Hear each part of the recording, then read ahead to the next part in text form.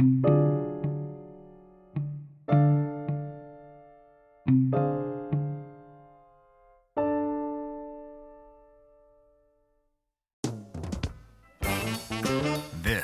is the Chris Abraham Show.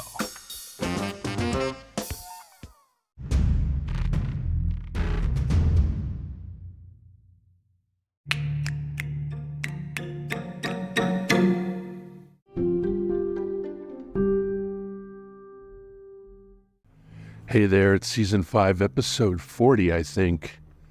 And if it's not, then I'm going to make it episode 40 because I have the power of control over time and space with regards to my podcast.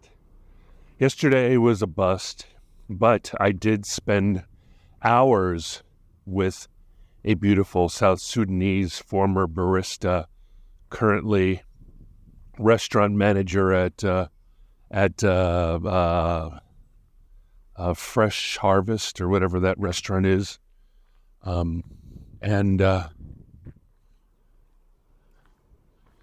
Looks like it's going to rain today, but yesterday, even the library, which is supposed to close at 8 o'clock,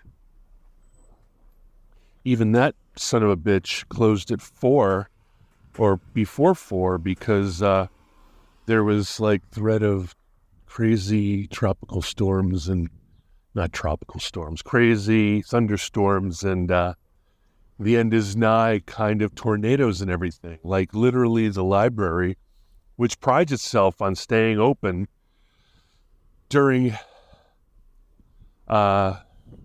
heat warnings and stuff, just so that it can take care of, hot people. Even they completely wimped out and closed early and put up signs. And I went home and did I do anything? I ate some chicken and then I got onto the erg. That's right. I had committed both here and on FunSlow and on chrisabraham.com. I committed to getting back on the rowing machine and doing the Dog Days of Summer Challenge. And what that requires is it's a 4-week challenge that results in 100,000 meters rowed. The first week is 10,000 meters. The second week is 20,000 meters. The third week is 30,000 meters. And the final week is 40,000 meters. So yesterday was the end of the first week. So I'm like, damn, I've got 7,000 meters left. And I just wasn't into it. So I did it, though. Got it done. Did like 10,124 meters in the week, which usually I do in a day. But this day, the last week, has been kind of hibbity-gibbity-bidgibby. So I finished it. Now, I am going to make sure that I spend at least half an hour or an hour every evening slow rowing so that I can easily knock the 20,000 meters out of the way and then the 30 and then the 40. And hopefully it'll again turn into a 10,000 meters a day habit, which I had promised myself. But as I told you before, I'm in a constant, active, hot, kinetic war between, I don't even know what my ego does. My ego is busy trying to be egoless. But my id and my superego are in a constant hot war with each other.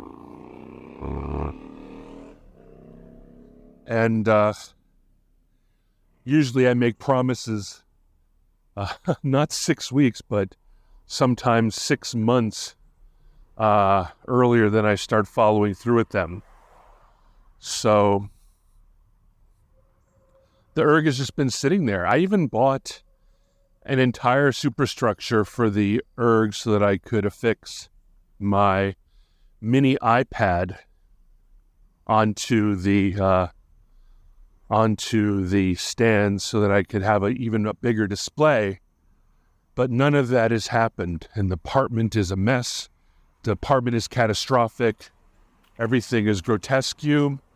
But all that has driven me to being outside all the time in active denial of the catastrophe. So I am really excited about becoming full body strong again. I feel like the kind of exercise that the erg gives you is completely and utterly different than the kind of exercise that walking and rucking does. I'm not stopping walking. I walk everywhere I go. Like I said, I did take the 30-pound plate out of my bag. So it's really nice. It's really comfortable. I had intended yesterday or after leaving the library, I had expected and wanted to go to Walter Reed Park to start my suspension training workout and all that.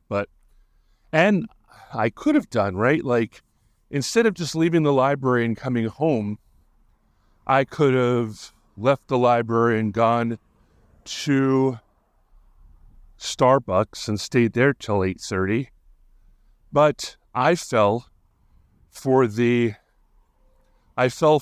grand conspiracy that the world was going to end under the hail of hail and under the God's thunderstorms and all that kind of stuff. And the last thing I wanted to do was be stuck in Starbucks during an extreme, long, like, radio-worthy kind of hellfire that was going to be promised.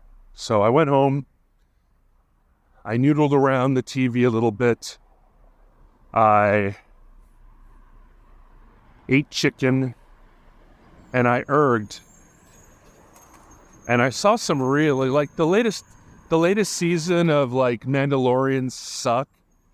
All those doofuses at the Mandalorian camp and all the doofus time with Gorgu,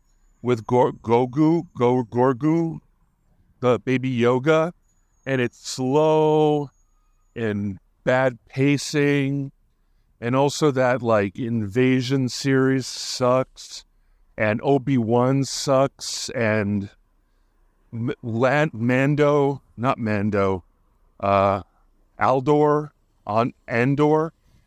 sucks, and they all suck. So this morning I got to watch the latest episode, the semifinal of Detective Bake Off or Project Investigative Baking. I don't know what it's called, but it's really good. It's on Hulu. And now I'm picking up breakfast from Bob and Edith Steiner. And I'm going to make it one meal a day because this is definitely not strict carnivore. So I'm going to hit pause and I will be back once I retrieve the food. All right, so got the food. Now I'm crossing the street over to the Starbucks side of the road.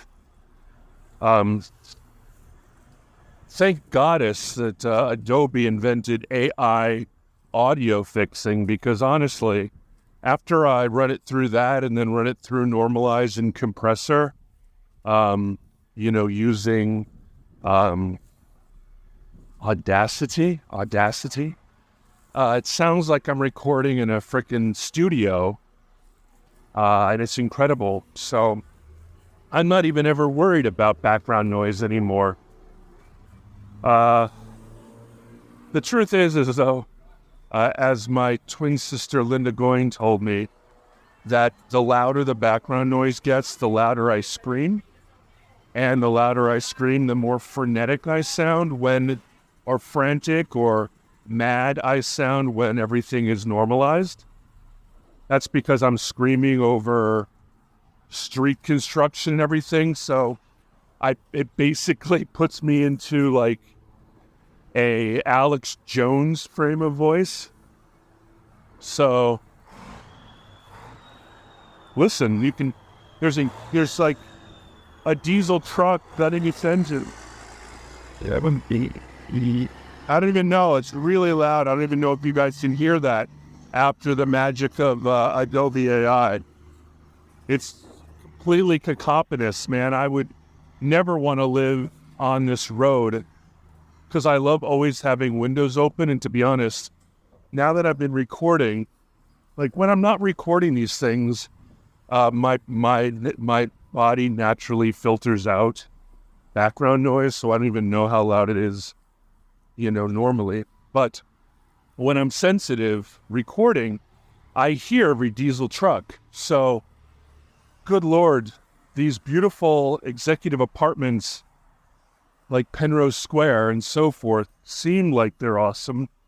But could you imagine with the V8 kids and with the racers and the motorcyclists and the Harley guys and the no pipes gang and the glass packs and all the diesel trucks and delivery trucks and construction? Could you imagine living in this building? Then I would never open the windows. It'd be impossible. It would create a kind, if you will, of PTSD, right?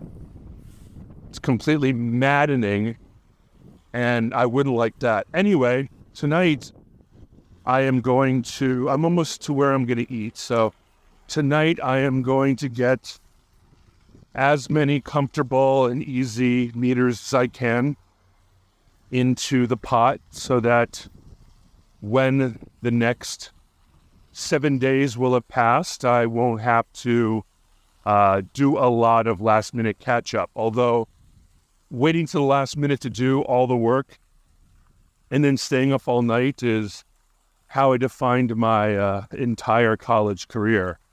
And it was so stupid and so unnecessary. And little did I know that, like, with the ADHD plus the aphantasia plus the SDAM, completely undiagnosed ever, if I had known all that, well, nothing would be different. But I totally would take advantage of the unfair advantages that those things would have brought me, like more time taking the tests and all kinds of other relatively unfair benefits. On that note, I will close off Season 5, Episode 40. And I think I'm going to run it till 50, and then I'll move on to Season 6. I think that seasons are not based on years. They're based on, should it be 50 episodes or 100 episodes? To all the people who do not listen to me, please let me know. I will, if I remember, I will put a poll on the podcast. Take care. I love you, and I'll talk to you soon. Bon appetit.